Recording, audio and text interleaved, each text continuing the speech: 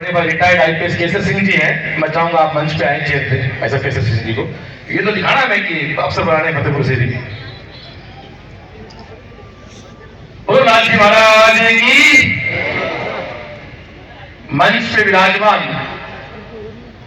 सीकर नहीं बल्कि पूरा राजस्थान में एक परिवार जिसकी अपनी पहचान है।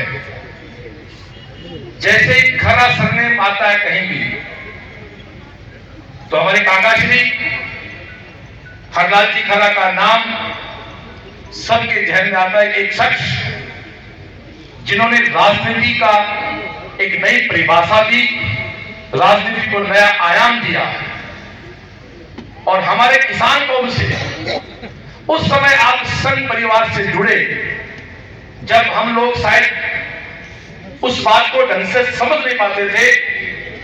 50 साल पुरानी 50 साल एडवांस सोच के साथ जो परिवार संघ पृष्ठभूमि से भारतीय जनता पार्टी विचारधारा की पृष्ठभूमि से जुड़े 50 साल पहले हमारे हरलाल जी को यह समझ में आ गया था कि किसान कौम का कोई भला कर सकता तो भाजपा कर सकती है। और इसका प्रमाण कल दुनिया के सबसे ताकतवर नेता नरेंद्र मोदी जी ने हमारे चरण सिंह जी को भारत रत्न का पुरस्कार देकर इस बात को साबित कर दिया कि हमारे उम्मीद 50 साल पहले समझ गए थे कि एक दिन कोई ऐसा फकीर आएगा, ऐसा बादशाह आएगा तो किसान कौम के किसी बेटे को भी भारत रत्न का पुरस्कार रत्न से नवाजेंगे। दोस्तों, जो सपना था वो सपना नहीं था हमारा। तो किसान कौम का तो सपना भी नहीं हो सकता कि हमारे जन्म में जाए किसी व्यक्ति को भारत रत्न दिया जा सकता है। एक बार जोरदार नरेंद्र मोदी के लिए, हमारे देश के प्रधानमंत्री के लिए तालियां बजाएं। उस पार्टी विचारधारा के हमारे काका श्री हरलाल जी खरा के हमारे सबके प्रेरणा स्रोत, बड़ों के लिए लाडले, हम छोटों के लिए आदरणीय जावर जी भाई साहब।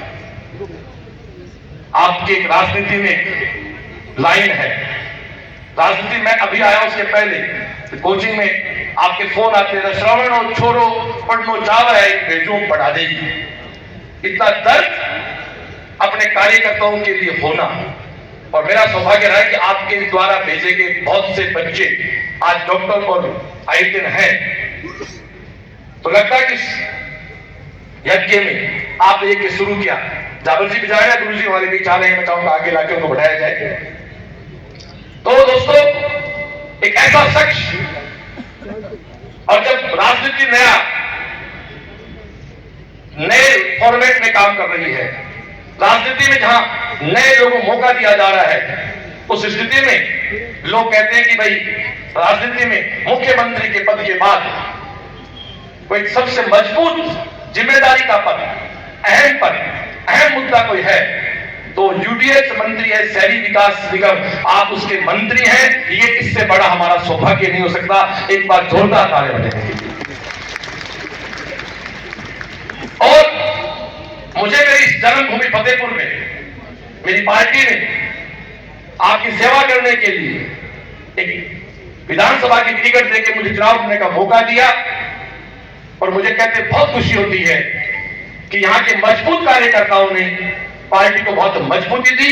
मैं जावर जी भाई साहब की उपस्थिति में, मेरे सारे मंडल अध्यक्ष की उपस्थिति में, मेरे सारे गुरुजन बैठे, मेरे काका बैठे, ताऊ बैठे, मेरी बहनें बैठी हैं, और आने वाले फतेहपुर का और देश का भविष्य मेरे सामने बैठा है। इनके सामने आपको विश्वास दिलाता हूं कि हम सब लोग मिलकर फतेहपुर को बहुत आगे लेके जाएंगे। ये मेरी जिद भी है, मेरा पागलपन भी है और मेरी ड्यूटी भी है। मैं जावर जी भाई साहब का ध्यान चाहूं।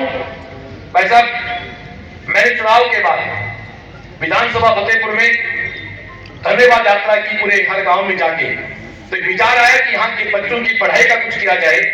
तो 7 जनवरी को और 28 जनवरी को हमने फतेहपुर विधानसभा के हर गांव में बोर्ड की परीक्षा के पैटर्न में परीक्षा कराई। श्रीनाथ हरि भैरू ट्रस्ट है, इस नाम को डिफाइन कर देता हूं मैं। श्री तो है हमारा नाथ, मेरे नाथ जी के लिए है। हरि, मेरे गुरुदेव का नाम हरिनाथ, हरि वहां से लिया। भैरू, मेरे दादा का नाम भैरू नाम, उनका नाम लिया नाथ जी, गुरु जी और दादा, क्योंकि दादा का खून मेरे मुंह में है। नाथ जी के कारण मैं दुनिया में हूं और गुरुदेव के कारण मैं आपके सामने खड़ा हो पा रहा हूं। उन तीनों के कारण हूं तो मैं धर्म बनता, उन तीनों के नाम को भी मैं वापस से आपके बीच रहा हूं।